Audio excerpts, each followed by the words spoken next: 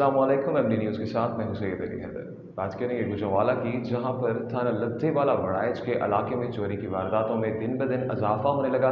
2 घरों से चोरों ने चोरी करके 6 लाख रुपए लेकर फरार हो गए।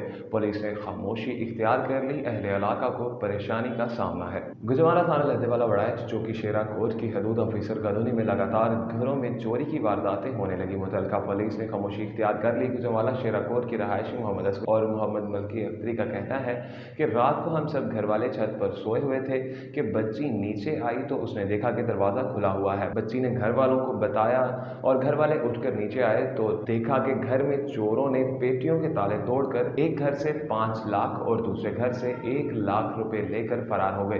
दोनों भाइयों के घरों में चोरों ने रात के वक्त चोरी की। 15 पर कॉल करने के बाद पुलिस मौका पर पहुंच गई और कागजी कार्रवाई करके चली गई। अहले मोहल्ला ने बताया कि पुलिस चोरों को अभी तक पकड़ नहीं सकी और कई घंटे गुजर गए। पुलिस ने मुलजमान के खिलाफ एफआईआर दर्ज नहीं की।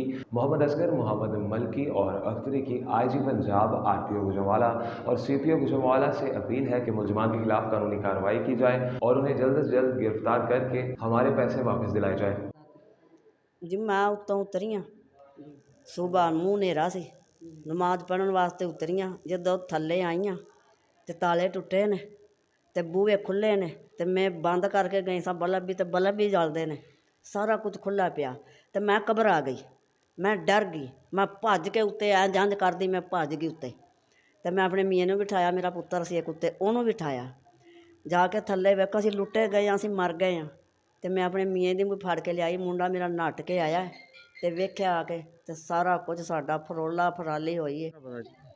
ਇਹ ਜੀ ਰਾਤ ਦੇ 12 ਵਜੇ ਸਿੱਧਾ ਮੈਂ ਜਾਗਦਾ ਰਿਹਾ ਤੇ ਉਸ ਤੋਂ ਬਾਅਦ ਮੈਂ ਸੌਂ ਗਿਆ ਤੇ ਫਿਰ ਸਾਡੀ ਕੁੜੀ ਉੱਠੀ ਹੈ 3 ਵਜੇ, ਉੱਠ ਕੇ ਪਿਸ਼ਾਬ ਕਰਕੇ ਗਈ ਹੈ ਉੱਤੇ ਕੋਠੇ ਤੇ ਉਹਨੇ ਆਖਿਆ ਕਿ ਵੀ ਆਪਾਂ ਜੀ ਬਾਰੀ ਖੁੱਲ੍ਹੀ ਹੈ ਗੇਟ ਦੀ। ਮੈਂ ਉਤਰਿਆ ਵਾਂ ਤੇ ਉਹਨੇ ਜਿਹੜੇ ਦੁੱਧ ਵੀ ਸਾਡਾ ਆ ਗਿਆ ਤੇ ਭਾਈ ਉਸ ਟਾਈਮ ਸਾਨੂੰ ਪਤਾ ਲੱਗਾ ਵੀ ਚੋਰੀ ਹੋ ਗਈ ਹੈ 2 ਘਰਾਂ ਦੀ, ਸਾਡੇ ਦੋਵਾਂ ਭਰਾਵਾਂ ਦੀ। ਇਹ ਵਾਕਿਆ ਸਾਨੂੰ ਬਣਿਆ। ਬੰਦੇ ਨੇ ਕਿਹਾ ਜੀ ਅਸੀਂ ਸਾਰੇ ਜੀ ਕੋਠੇ ਦੇ ਉੱਤੇ ਸਾਂ, ਸਾਰੀ ਰਾਤ ਉੱਤੇ ਰਹੇ ਹਾਂ ਕੋਠੇ ਦੇ। ਸੁਬਾਹ 4 ਵਜੇ ਅਸੀਂ ਥੱਲੇ ਉਤਰਿਆ ਨਮਾਜ਼ ਪੜ੍ਹਨ ਵਾਸਤੇ ਦੋਵੇਂ ਜੀ।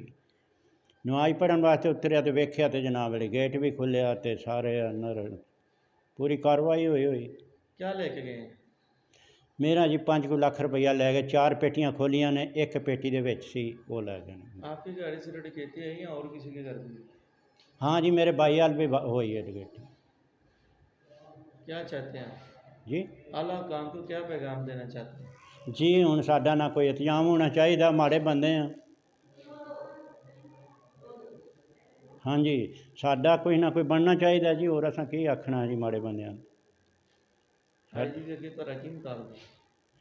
जी आईजी पंजाब अगे की मुतालबा? ਸਾਡੇ ਅੱਗੇ ਸਾਡਾ ਮੁਤਾਲਬਾ ਇਹ ਹੀ ਹੈ ਜੀ, ਸਾਡਾ ਕੁਛ ਨਾ ਕੁਛ ਬਣਨਾ ਚਾਹੀਦਾ ਜੀ। ਕੋਈ ਸਾਡਾ ਸੁਬਹ ਤੋਂ ਲਾ ਕੇ ਹੁਣ ਸਿੱਧਾ 1 ਵਜੇ ਸਵੇਰੇ ਪੁਲਿਸ ਆਈ ਹੈ, ਉਸ ਤੋਂ ਬਾਅਦ ਸਾਡੇ ਕੋਲ ਪੁਲਿਸ ਆ ਗਈ। ਅਸੀਂ 10 ਵਜੇ ਆਵਾਂਗੇ, ਸਮਾਨ ਨੂੰ ਹੱਥ ਨਾ ਲਾਏ, ਅਸੀਂ ਸਮਾਨ ਦੇ ਨੇੜੇ ਨਹੀਂ ਗਏ ਬਿਲਕੁਲ ਵੀ। ਹੁਣ ਕੀ ਟਾਈਮ ਹੋ ਗਿਆ? 7-8 ਦਾ ਟਾਈਮ ਹੋ ਗਿਆ ਜੀ। ਹੁਣ ਕੋਈ ਪੁਲਿਸ ਸਾਡੇ ਨੇੜੇ ਨਹੀਂ ਆਈ। ਫੋਨ ਵੀ ਕਰਾ ਲਿਆ, ਠਕਾਵਾਂ ਸਭ ਕੁਛ ਕਰਾ ਲਿਆ, ਦਰਖਾਸਤ ਵੀ ਲਿਖਵਾ ਆਏ ਹਾਂ, ਫਿਰ ਵੀ ਕੋਈ ਸਾਡੇ ਨੇੜੇ ਸ਼ਾਇਦ ਨਹੀਂ ਆਈ।